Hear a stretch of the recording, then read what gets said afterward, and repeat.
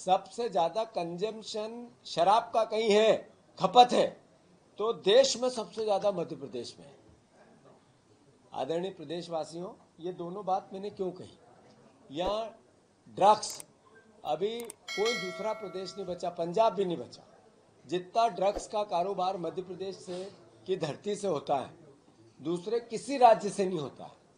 पर हमारे मुख्यमंत्री ने कभी प्रयास नहीं किया कि इस नशे से निजात दिलाने के लिए हम क्या करें। हमारी बहनें नशा करने लगी, बेटियां नशा करने लगी, लाडली बहनाओं के नाम पर वोट ले लिए, और बहनें सबसे ज्यादा नशा करती है देश में, मध्य प्रदेश में, और ऐसा प्रदेश बना दिया हमारे इस भारतीय जनता पार्टी ने। इस पर आपको विचार करना चाहिए। मध्य प्रदेश में अधिकांश महिलाएं शराब पीती हैं और सर्वाधिक शराब पीती हैं।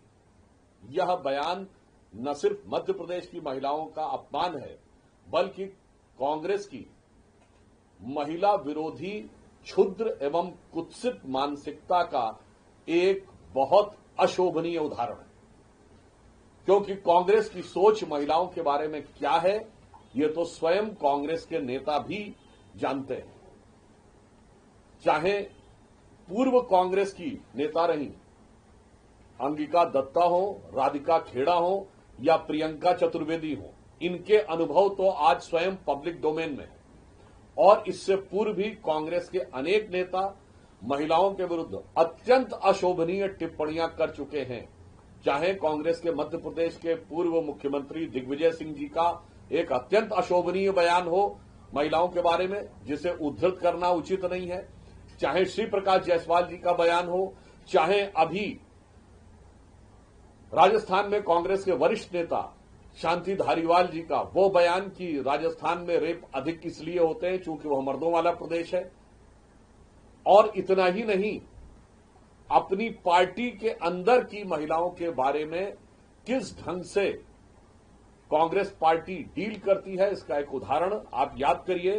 कर्नाटक में हुबली धारवाड़ क्षेत्र के कांग्रेस के नेता उनकी बेटी नेहा हीरामत को जब चाकुओं से गोद दिया गया था, उसके बाद कर्नाटक के गृह मंत्री का अशोभनीय बयान आया था, अत्यंत निंदनीय बयान आया था कि वो तो उन लोगों के बीच की दोस्ती का मामला था, क्योंकि उन्हें लग रहा था कि चाकू चलाने वाला एक अलग वोट बैंक का है। इसलिए, और इतना ही नहीं, महिला वर्ग के बारे में इनकी मानसिकता कितनी ओछी है और कितनी निंदनीय है, यह दर्शाता है कि कश्मीर फाइल्स और केरला स्टोरी जैसी फिल्मों में महिलाओं के साथ हुए भारत के इतिहास के सबसे विभत्स दुष्कर्मों के बारे में भी जिस ढंग का व्यंग, कटाक्ष और उपेक्षापूर्ण बयान था, वो इसको दर्शाता है। और मैं जीतू पटवारी से कहना चाहूंगा, मध्य प्रदेश वह राज्य है जिसने भारतीय जनता पार्टी के शासनकाल में सबसे पहले महिलाओं को 35% आरक्षण दिया। मध्य प्रदेश में लोकल बॉडीज में 50% आरक्षण सुनिश्चित किया गया। देवी अहिल्याबाई की यह पुण्य भूमि है और वहां पर देवी अहिल्याबाई जी के ही नाम से महिलाओं के उत्थान के लिए पूरी एक योजना समर्पित रूप से काम कर रही है। और लाडली लक्ष्मी योजना तो उस जमाने से चल रही है बच्चियों के लिए जब केंद्र में आपकी सरकार हुआ करती थी।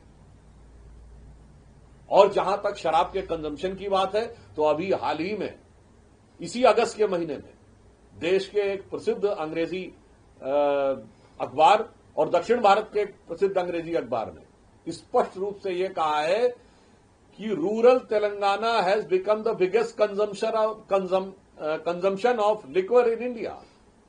यानी ग्रामीण तेलंगाना भारत में शराब के कंजम्पशन का सबसे बड़ा हब बन के उभरा है। तो मुझे लगता है कांग्रेस पार्टी अभी भी 99 के नशे में इस कदर सराबोर है कि सच उसे दिखाई नहीं पड़ता। दूसरी तरफ हमारी पार्टी प्रधानमंत्री श्री नरेंद्र मोदी जी के नेतृत्व में यह वह पार्टी है जिसकी सरकार ने महिलाओं की सम्मान की रक्षा के लिए सेना का ऑपरेशन सिंदूर चलाया, जो महिलाओं की शक्ति, स्वाभिमान और अस्मिता का प्रतीक है। हमारे प्रधानमंत्री श्री नरेंद्र मोदी जी ने चांद के अछूते कोने दक्षिणी ध्रुव को छूने के बाद उसका नाम पॉइंट शिव शक्ति रखा। तो एक तरफ महिलाओं के बारे में भारतीय जनता पार्टी और एनडीए की सरकार जहां अत्यंत सम्मान और उत्कृष्ट भावनाएं रखती है, वहीं कांग्रेस पार्टी बहुत ही निकृष्ट और निंदनीय भावनाएं रखती है। मुझे लगता है कांग्रेस पार्टी को इस विषय के ऊपर क्षमा मांगनी चाहिए। देखिए, व्यक्तिगत टिप्पणियां एक पक्ष, महिला आरक्षण विषय एक पक्ष। हमारे प्रधानमंत्री जी ने तो नई संसद भवन का जब श्री गणेश हुआ था, गणेश चतुर्थी के दिन, उसके बाद इस संसद भवन में जो पहला विधेयक पारित हुआ था वो महिला आरक्षण विधेयक था। मगर कांग्रेस की मानसिकता इस मामले में बहुत निकृष्ट रही है, जो मैंने आपको बताया कि महिलाओं पे हुए घनघोर और भीषण अत्याचारों को, फिर चाहे वो लड़कों से गलती हो जाएगा समर्थन करना हो, या बंगाल में जो हो रहा है उसके बारे में समर्थन करना हो, और इतना ही नहीं, ये अपने नेताओं की बात का सम्मान नहीं करते। केरल में जो विषय उठा है वो तो ओमन चांडी कांग्रेस के मुख्यमंत्री थे, वो फ्लोर ऑफ द हाउस के ऊपर बोले हैं कि केरल में संगठित रूप से हिंदू और ईसाई बच्चियों को और लड़कियों को कैसे टारगेट किया जा रहा है। भैया, आप अपनी पार्टी के बारे में जानकारी नहीं रखते हैं। आप ये सोचते हैं कि आज के समय में जनता को पता नहीं लगेगा कि केरल में आपने क्या बोला और दिल्ली में आपने क्या बोला। इसीलिए मैं कह रहा हूं, कांग्रेस की राजनीति सिर्फ भ्रम और दुष्प्रचार पर आधारित है।